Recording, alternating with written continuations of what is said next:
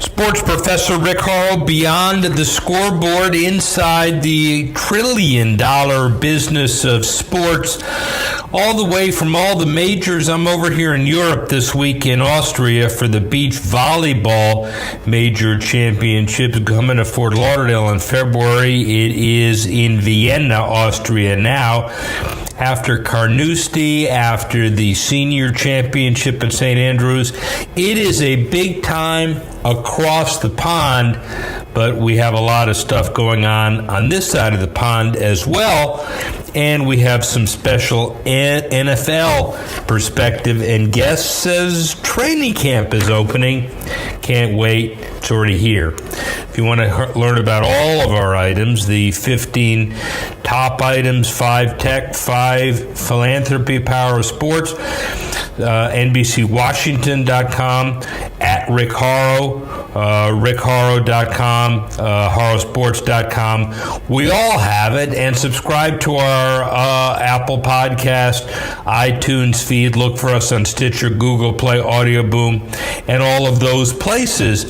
But before we get into some football stuff, which is obviously very important, let's look at what happened in Washington. It generated a record nearly $45 million in ad revenue, the All-Star Game.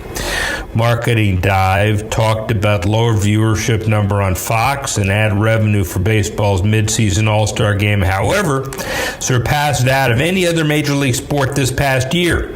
The 18 All-Star Game in the NBA brought $44 million. The 2018 NFL Pro Bowl in January, about $4 million in ad revenue. And the 2017 Major League Soccer All-Star Game, about $1.6 million. The NFL figure a little bit different because it's all tied into their main contracts, but that's not the point.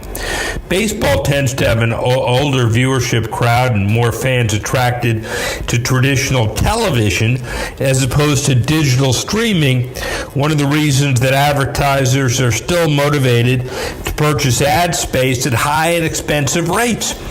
The All-Star Game's top advertiser. We're going to take a short break, but when we return, more Rick Horrow, the sports professor. Welcome back to Beyond the Scoreboard with Rick Horrow. We pick up right where we left off. SoftBank, MasterCard, Berkshire Hathaway, Ford, Exxon, AT&T, the most common advertisers across baseball, basketball, football, and soccer's All-Star Classics. But the MLS numbers will likely increase exponentially this week.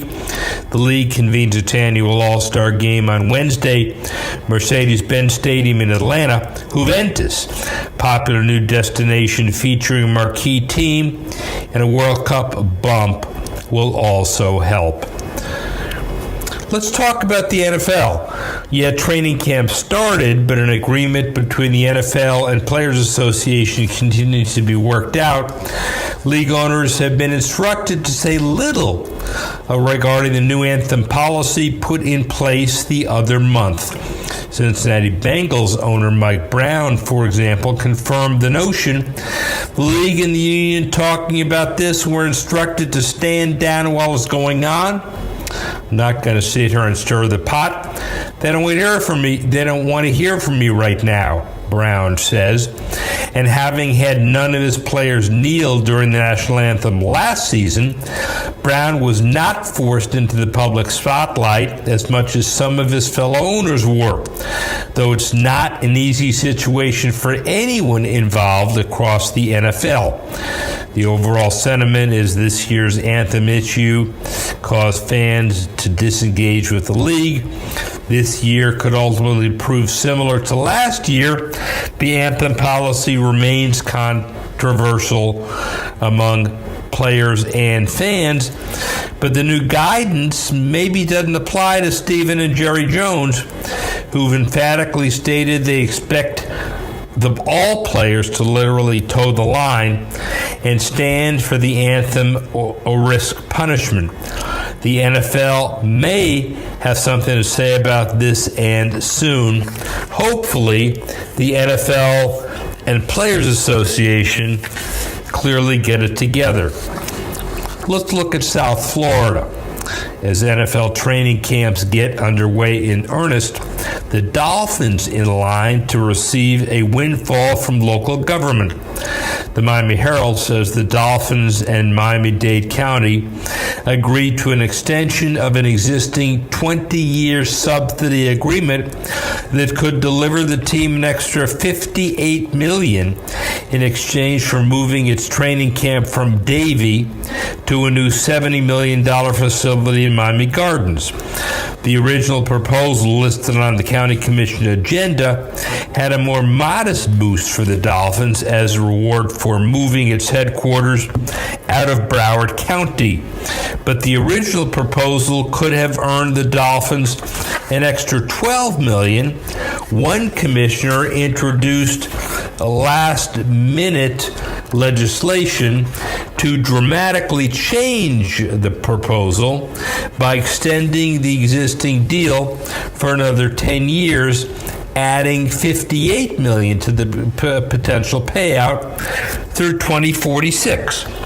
If this move comes to fruition, Dolphins owner Steve Ross will take yet another step towards creating a mini empire in Miami Gardens, including the soon-to-move Miami Open tennis tournament. The strategy is similar to what the Cowboys have done in Frisco, Texas, and clearly the economic impact very significant there as well. Really important from the NFL perspective. So, the NFL has some very significant issues coming into training camp, and one of them is how to deal with youth football. Where is it? Full disclosure, I've been on the board of Pop Warner for years, and the NFL seems to be closer to Pop Warner than ever before. Pop Warner, NFL football, heads up program, and otherwise. And one of the reasons it's gotten that way is the new VP of Youth and High School Football, not really new, he's joined the NFL in 1996, Roman Oben. Born in Cameroon, moved to Washington, D.C. at the age of 5, and he's worked with charitable organizations all over Africa and his wife in Haiti as well. After retiring from the NFL, he had an extensive media career on MSG, NBC, and otherwise, and maybe as important, a very significant stand-up lineman at Louisville, and he won the Super Bowl for the Tampa Bay Bucks, among others. He is well equipped to deal with a very complex issue of youth football and all of its perspective. And as training camp starts, it's important that we hear from Roman Oben. Quick feed, big guy though. So he played soccer, and then what happened? Talk about that. Yeah, I grew up in a neighborhood. We had a lot of tall guys, and I went to high school with guys that played at Georgetown, and you don't realize the talent pool, growing up in their urban areas until you look back on it. But I probably was a little too slow for basketball, too many fouls. I played CYO ball and what every kid does. Right. And then I didn't play organized football until 10th grade. But the rumor has it there was some deception involved in getting your mother to give permission to play. What was the deal? Yeah, so we, summer before 9th grade, we went on a vacation. I was in Atlanta with my aunt, and then we came back like the day before Labor Day, and I couldn't actually sign up for football because my mom didn't know it started like in August, the tryouts and all that stuff. So I had to wait until the next year, and she actually didn't want me to play. So I remember as a kid watching an old episode of General Hospital, like the Luke and Laura days. And then you're going to link back to the end of this. So General Hospital, how did that relate to football? What happened? So there was an episode where someone took a signed check, put a piece of paper over it, and traced the signature, and then practiced the signature. And so I actually forged my mom's signature, consent, so that I can play organized football.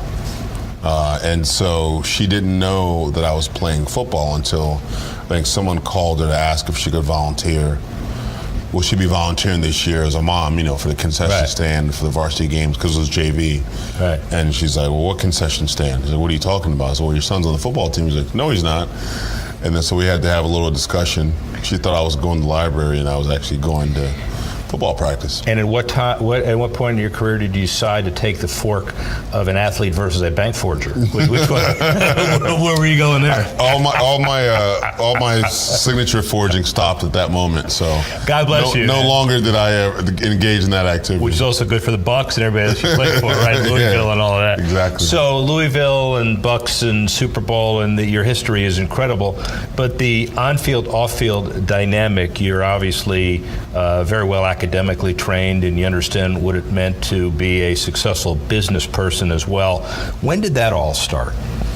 Well, I think just growing up and, growing up with a single mom and I learned that you had to have a deeper sense of responsibility to your community and being a foreigner and immigrating from another country, it was all about the work ethic. So anyone who's coming from another country knows that it's about that work ethic and not dishonoring your parents, your grandparents, and those kind of things. So I probably didn't grow up having to deal with a lot of the distractions that, quote unquote American kids had to deal with because I wasn't allowed to do most of the things that they were allowed to do. Yeah. So, and the script was never supposed to be written that I was going to play in the NFL because you don't know that when you're 9. Oh, clearly. I mean, you have a dream about playing for the Redskins. I grew up in D.C., but the reality is I knew that if I were to be put in that position, just even as a collegiate athlete, I'd take school seriously, try to get the best grades possibly, and then getting drafted. Obviously, it was going back to that,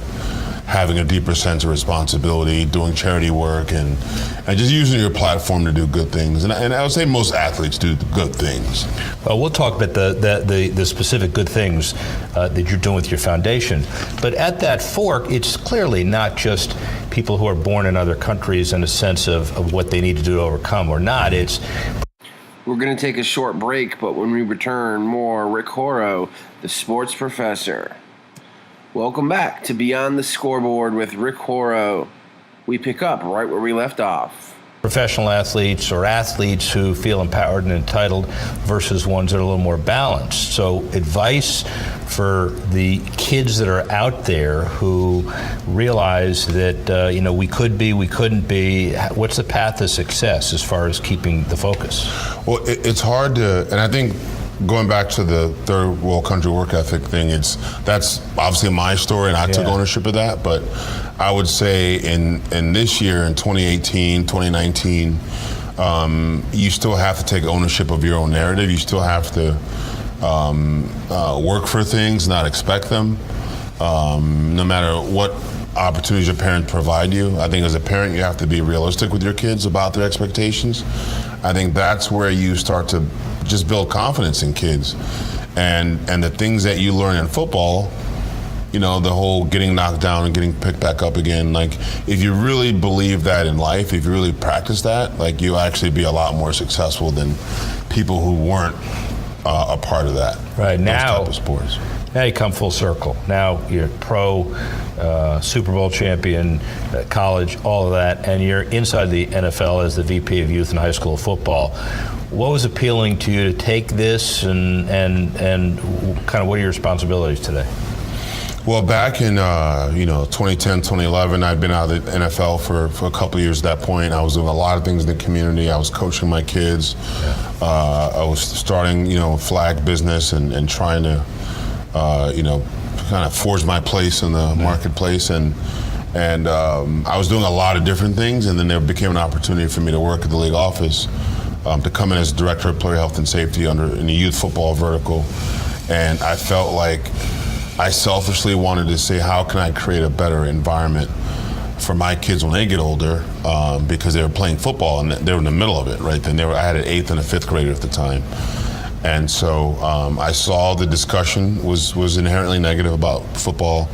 I knew the reality for me about what football did for me and what it still does for a lot of kids, a lot of families, just growing confidence in a kid who couldn't speak English.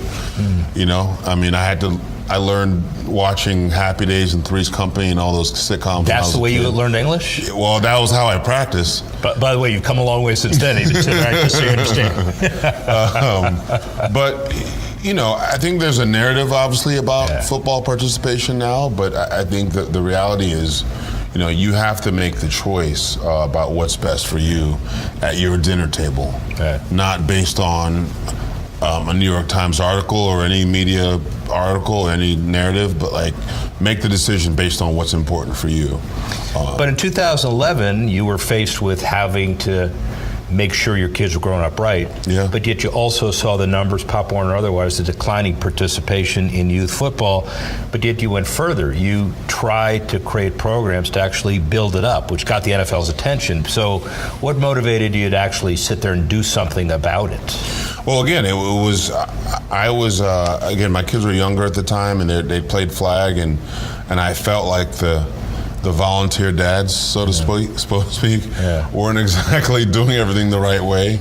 And it wasn't just enough that I played in the NFL, because I was just a dad at that point. Right. And so if I didn't educate myself, equip myself, learn best practices, learn how people are, how the game is being taught better, coached better, if I couldn't be a better mouthpiece for the way football should be in the future for my kids, then I wasn't doing a good job. And so that escalated into me. I ended up working for the league office, but I think I'm here because obviously the credibility I bring to the table, but also I'm still learning. I'm still talking to parents. I'm still helping make sure all 32 teams at the NFL are doing things in a way that is aligned with what they need, what football needs, and I think they're happy with some of the results. We still have a long way to go, but I think I'm happy thus far, the success we've had. Well, the learning is difficult even if the situation was static, but yet we all understand over the last 7 years since 2011, all of the discussions about the safety of football and some of the new scientific evidence, and always said that the NFL has attempted to be one step ahead of the science, which is a great goal, but it's easier said than done. So is football safer today than it was before? What's your general take on that issue? Football is safer today than it was when at a time that was a lot less regulated. There was no heads-up football 20 years ago. There were no regulations. There were no heat acclimatization rules. None of those things existed, and football wasn't under the scrutiny that it is now back then. So, and then from just a game development standpoint, you've got a lot of what's called space football. So a lot of spread, a lot of passing, a lot of tackling in space. It wasn't, you don't see a lot of just downhill power and ISO and that we grew up on, obviously, but I think because the game is played differently, it's got to be coached differently, it's got to be taught differently. Parents now are a lot more savvy with technology. You've got to use those things, right? Training manuals, updates, and all those things are ways that parents now can engage with the sport, and I think it's going to make the sport better, despite the discussion, because there's different reasons why the participation declined, not just a safety perception. Clearly, but also I think one of the things that's happening, and agree or not, that their perception has driven USA Football, Pop Warner, all the organizations that really care about the kids into things they were doing already, but they're doing them even better. The temperature issues, the water issues in practice, as we said, the heads up, the way to hit, all of those issues. So, and it's not just heads up football. It looks like everybody who cares about the game is doing some of that. Yeah, absolutely. And I think it's you have to do those things because people demand more answers. They demand. There's a lot of information 24/7. On your phone, on the internet, and all those things. So I just think it's important to make sure that you're educating yourself properly as a parent, no matter what sport you enroll your kid in. But if you're going to play football, if you're not going to play, make sure you're doing that based off of your own research and not opinions or anything like that. Heads Up Football stands for? Let's cause it. You want to walk through? Come on through. Yeah, we're good. Yeah, he can walk through. I saw him in the corner. Yeah, I saw him in the corner. He was pretty good. Did you move? Did you breathe? That was no problem. Yeah, all right, man. All right. Good day. All right, thanks. You too. Yep. He's our policeman. You think he's done any media before, man? I've done a few shows. Yes, you have. Few yes, shows. we have. All right, 3, 2, 1. So for those of us who don't know the details of Heads Up Football, it's a combination of a lot of off and on the field stuff. It's the tackling education, it's coaching education. Talk a little bit about what the program entails broadly. Well, broadly, there's different pillars of Heads Up Football, and it was created a few years ago as really an answer to parents that needed answers. Right. So it's Heads Up Football is blocking, tackling, heat acclimatization, sudden cardiac arrest, talking about how to coach different positions, resources, tools, practice guidelines. All of those things are part of Heads Up Football, and it's been adopted in every state nationally, and it's been taught to probably 85% or so of youth leagues that USA Football is defined as a youth league. Right. So anybody connected with the industry, we've all seen it, have been asked by parents regularly, should they let their kids play football? What's your answer? Well, I made a decision to let my kids play football. I think I had a son, my older son didn't play until 7th grade. My younger son played in 5th. He just didn't like a lot of other sports. He wanted to play football, so I trusted what was being taught. And I think you have to make that decision based on what's important to you at your dinner table. I know that there's a perception of parents are less likely to let their kids play, but if their kids want to play, they're more likely to allow them to play if they want to. And so I think it's really about making sure the parents have the right information, and it's not perception based off of articles or things that are going on with former NFL players. I mean, I don't think there's a correlation between a 50, 60-year-old former NFL player and a 5-year-old, because that 5-year-old is going to play a different game than the NFL player did, and that 5-year-old may not play past high school. He may not play past Pop Warner. He might play flag, and I think we have to adopt all of those things as football. You still have the same number of kids that are engaging in the sport. You still have high school participation at over 1 million participants. That's relatively stable, which feeds NCAA. Colleges are still adding football teams. I mean, all those things are positive, but I think there is a safety perception, there's a safety issue that I think we're working together with Pop Warner, with USA Football, with all the NFL clubs to make sure that parents are being educated properly. Is one of the answers against the presumptive sensationalism just more information and more objective awareness of what these programs really are? Yeah, and I think, you have to be educated because there's a lot of information. There's also a lot of wrong information. Yeah. But I trust taking a 2-3 hour certification. I trust having the information, having a practice guidelines. Being in a Heads Up certified league is probably, you're more likely to not have any issues than not having that. And I think, and it's also up to the child. Like, where's your child's comfort level, boy or girl, about what type of football they want to play? Where do they want to start? I think that's a parent's decision. If you look back on your youth football experience, how did it help you in business, in life, in becoming the person you are? Well, We're going to take a short break, but when we return, more Rick Horrow, the sports professor. Welcome back to Beyond the Scoreboard with Rick Horrow, the sports professor. We're going to rewind our featured interview, reset the show a little bit, and pick up from there. Here's Rick Horrow. My wife will tell you that my whole life is like an itinerary. I think that's directly related to my football career. I understand you're the second smartest spouse in the Oben family. I probably am. I would agree. And then when my son goes to college, I'll be the third, and I'll be fourth eventually. Yeah, there you go. I just lost my train of thought. Itinerary. What did you ask me? Life's an itinerary. Oh, itinerary. Yeah. I think that the structure that football gives you is unique. And I think when your day is controlled from wake up till bedtime in training camp, but I think it gives you a focus. And then you go to college and practicing in the morning, going to class, practice again, study hall. I mean, you live a whole life like that. Yeah. And so when football's over, you want to still create some sort of structure in your life. You look on social media, you've got Motivational Mondays and all these things that you see.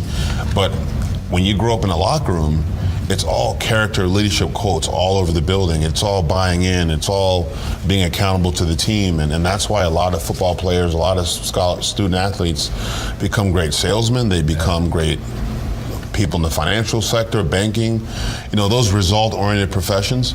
I think you see a lot of athletes that gravitate towards that because it creates that sort of accountability, and that's either you win or you lose at the end of the day, and there's no in between. I think that's something that athletes can all take with them, that they learned as kids through college, and then if you play in the NFL, you've literally lived in a whole life of learning things that way. And I assume your sons get it too. I mean, the same kind of dynamic and process and rigor and training. Yeah, and I think, one thing I've learned, when you have a different generation, we grew up yes sir, no sir, and because I said so, yes ma'am, no ma'am. Now that doesn't work anymore. It doesn't always work, but for me as a parent, it's now, we're doing this because, and this is why it's important. Yeah. And I think that's a way you've got to, now I don't negotiate with my kids, but I do explain why. Yeah. And I think that's fair. I mean, it's a different era than it was 30 years ago. Shift gears, but only slightly. So you and your wife, Linda, really committed to philanthropy. You started the Open Foundation 15 years ago. Talk a bit about it. We started, as a player, my first 5-6 years in the league, you kind of go to everyone's charity event, everyone's hospital visit, and you kind of do a lot of different things. You lend your name to everything, and then at some point you say, this is what's more important to me. I was born in Cameroon, like I said, Cameroon, West Africa. My wife's family's from Haiti. And, we thought it was important to really help kids back home like us. And it's not whether or not they're going to be football players, because you've got girls, you've got everybody. But it's being educated, having the right amenities, books, and having computers. I mean, things that people take for granted here. We felt it was important to do that for kids overseas. And the uniqueness is, obviously, you just said the Cameroon relationship, but your wife, she's a first-generation Haitian American. Yes. And the process for giving back and the maintaining of the roots with two entirely different countries. How do you manage all that? How does it work? Well, it's two different countries, and it's two different. It's interesting dichotomy, but it's similar issues. The Haiti earthquake in 2010 was devastating. There's people still being affected from that. Without housing 8 years later.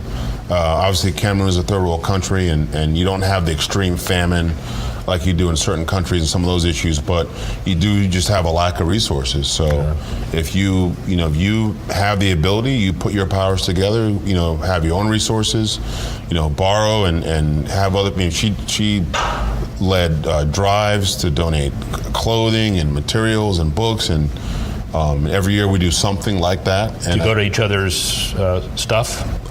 Yes, we went back to Cameroon a few years back, and I haven't been to Haiti yet, but she's gone a few times, and then I think we're going to go again before our kids are out the door. So RJ already has some Division I offers. Pause it. Jonathan, you want to come through? Yeah, come on through. But hurry up, man, because we're kidding. We're kidding. You know what? What I'm going to do is I'm going to do that whenever I see somebody in my corner. I'm just going to do one of these. You like that? Yeah. Is that perfect? Yeah. And if you see somebody coming from that side, I'll do one of these. Yeah. Well, you're the one talking, so you can just stop. You can stop. And then if we don't see somebody coming, we do one of these. Then we're both in trouble. Yeah. Wait a minute. That's a different It's over, discussion. man. That's a different. This is a different conversation. Yeah. And they took the microphones out of here. I think that's okay. All right. Ready? RJ. Yeah. Here we go. 3, 2, 1. So one of your sons, RJ, already has Division I offers apparently, and Andre is a talented kid as well. Obviously, a source of great pride. But do you see some of the same issues, and how do you advise them to navigate through all of that? Well, I think it's. I was able to help.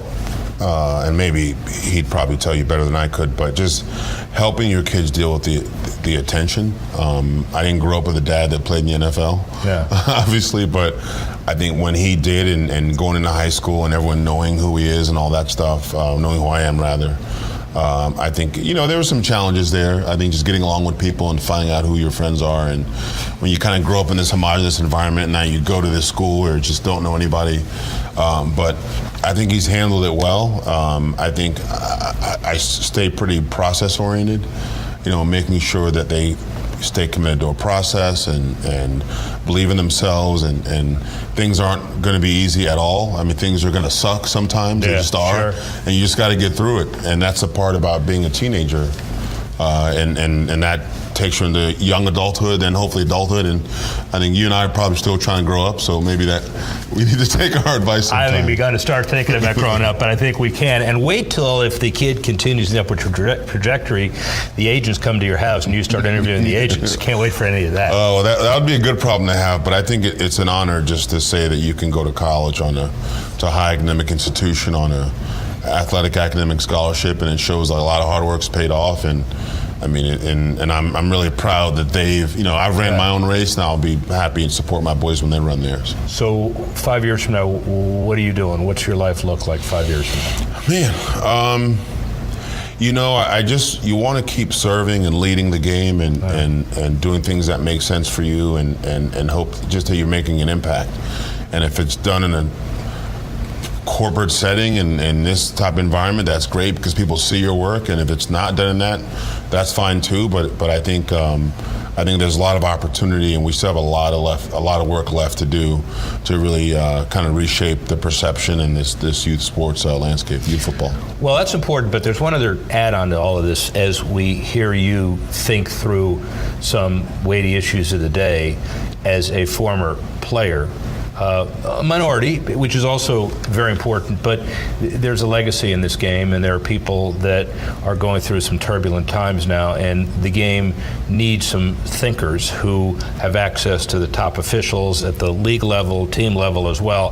Yeah. I assume you thought about a lot of that as well, as far as the league and what it means. No, I have. I mean, I think the game is important to me. Football is important to me. The NFL and this building is important to me, and I think it's important that we're constantly doing things that evolve the game, and we're ahead of the challenges and not reacting to them. I know sometimes with 24-hour news cycles, it's tough to do that. But then the way people receive information now, we went from reading the paper to debating to now we debate about opinions about the story, and we don't even know what the story is. People don't read the paper anymore? No, I don't. You read snippets on your highlights. Exactly. Exactly. But again, as long as you're serving in a meaningful way and in a way that's supporting you, and I think the NFL needs that. I think society needs that level of accountability as well. So you're watching the games and you're watching the lines, because I guess that's what you focus on too. Are people playing the game the way they should, broadly defined? It's a really hard question, but when you watch it, are you kind of excited the game's in good hands and moving in the right direction? From a football standpoint? Yeah, I think, and I've spoken to some of my old basketball guys about this, where you say the game's become more athletic, but you had more football players like 20 years ago, right? You had, the guys that would play hurt and all that stuff, and I think that's not, that's an anecdote, but I think it's my generation dealt with different issues. This generation is dealing with different issues from a quality of game. I mean, players now want more expression. You should applaud that, and as long as they're using their platform for good, that's always a good thing. But just from an X's and O standpoint, all the scoring and all the passing yards, and you feel bad for some of the old quarterbacks. I remember Joe Theismann. I don't know if he threw the ball 15 times a game when I was watching it as a kid, watching the old Redskins. But now, I think Drew Brees is going to probably second or third all time by the time he retires, if he keeps throwing that ball. Wait till my buddy Larry Little talks to you about Bob Greasy throwing 7 passes when he wins the Super Bowl. It's like, I'm standing here, but I'm good, and that's how he never got hit. Look at him. So the game is in really, really good hands with people like you stewarding it. Robin Oben, thank you. A couple other major issues today after Robin Oben gives us the perspective that we so often need as well. How about golf? While the 2018 Ryder Cup in Paris got a lot more interesting with Francisco Molinari winning the Open Championship and Tiger Woods' top finish, sales for on-course hospitality for the 2020 Ryder Cup in Whistling Straits is booming. According to Milwaukee Business Journal, sales so strong, PGA officials decided to add new options at Whistling Straits to accommodate the demand. 2020 Ryder Cup director Jason Mengel said that the PGA had already sold out 65% of Hole 1 Village hospitality suites and has only a few spots remaining for the Village at Whistling Straits. 150 guest chalet, $600,000. Well, that's for the haves who can afford it. But how about youth on the course from the other perspective? That organization has shown a 120% increase in state and regional golfers in the last 18 months. In 2018, more than 41,000 members on pace to complete 115,000 rounds at 900-plus golf courses nationwide. And now in 26 states, this marks Youth on Course's largest growth period to date, continuing their upward climb. $1.4 million in financial support, 222 students rewarded by Youth on Course, and this is an exceptional program that not only provides a strong pipeline for industry growth, but will benefit the job market as a whole over time as well. Hard to believe it, but it's soccer halfway time now, and DC United opens its new Audi Field with a success. And now the All-Star game, very significant as we talk about the summer break for the MLS. Will receive more and more dollars as they move forward in that game. Some tickets for the Bank of California Stadium with LAFC president and owner Tom Penn adjusting it upward. They're talking about needing some dollars to generate some more revenue. Really good for the MLS to continue to move forward as they have. And talking about stadiums, Real Madrid in the process of raising $500 million in capital to fund a massive set of renovations at their stadium. Real Madrid currently contacting banks and venture capital funds to source the money following rival Barcelona's recent move of contracting preeminent investment bank Goldman Sachs to provide advising as the club looks to finance renovations at their stadiums. The Real Madrid. We're going to take a short break, but when we return, more Rick Horrow, the sports professor. Welcome back to Beyond the Scoreboard with Rick Horrow. We pick up right where we left off. Understatement. Let's finally conclude with some issues with the NBA. Steph Curry, Andre Iguodala. Get this. They're investing in an esports team. The sports organization called Swift, and Curry, Iguodala, Steve Young, Steve Simon, all of those folks are buying into one of the fastest growing sports, esports. Curry believes that age will catch up and this will be a mainstream sport. In fact, it is already. He's made some statements that include not only the $25 million of investment into this round, but also the fact that he's willing to promote and market esports, which is even more critical as we go along. And speaking of esports, Microsoft steps into it big, a major collaborator with the Special Olympics since 2014, by donating time, money, and technology to the organization.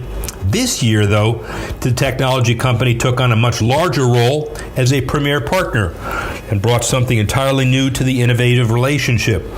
In addition to an esports tournament held at the University of Washington in Seattle earlier this summer, the inclusion of Xbox gaming tournament featuring Forza Motorsport 7 marked the first time that video games and esport were able to be included in the Special Olympics USA Games. The Special Olympics Games exist specifically to serve as a catalyst for inclusion that showcases the power and joy of sports at the highest level and create a community. Yeah, with esports, it's also getting involved in a very significant trend at the very highest level. We've got a number of issues this week on Beyond the Scoreboard. All football, basketball, baseball, and otherwise. Next week, we get closer to the next major. We get closer to preseason NFL games. We finish the trade deadline in baseball and a whole host of other issues as well. We'd like to thank Roman Oben, Dan Martin, and Tanner Simpkins for putting this together. And above all, thank you for listening and watching. And join us next week when we go Beyond the Scoreboard.